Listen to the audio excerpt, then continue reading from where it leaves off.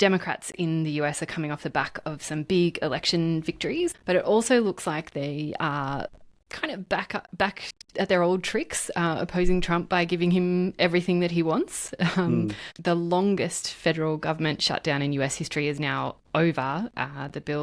Funding bills have passed, but Democrats didn't get any concessions, as far as I can tell, on healthcare, which was the issue that started this in the first place. What are they doing, Charlie?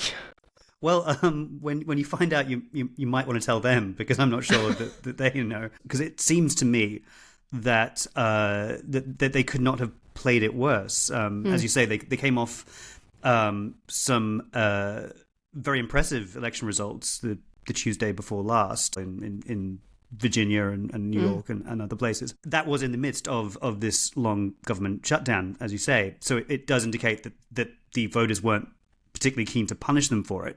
And indeed, the polling generally did seem to agree that voters largely blamed the Republicans for it.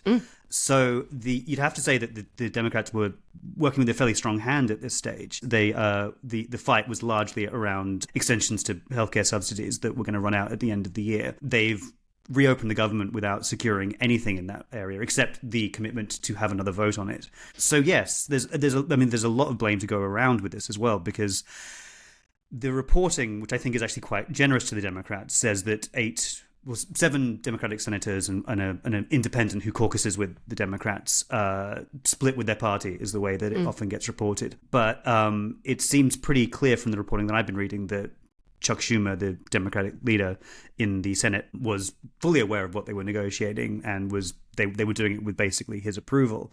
So his decision to then vote against the reopening of the government seems disingenuous at best, incoherent at worst.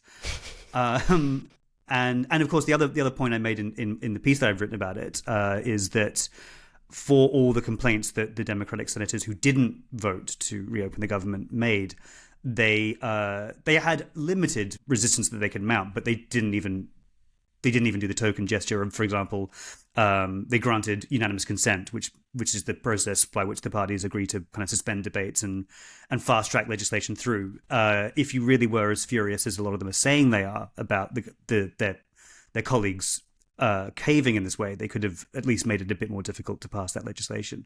So not a huge amount of glory to go around in this particular instance. No, I think that is that's even putting it a little bit kindly. Do you think, Charlie, that, I mean, is this part of that bigger battle for the soul of the Democratic Party, where they still haven't figured out amongst themselves how to oppose Trump? And I mean, you mentioned Chuck Schumer there.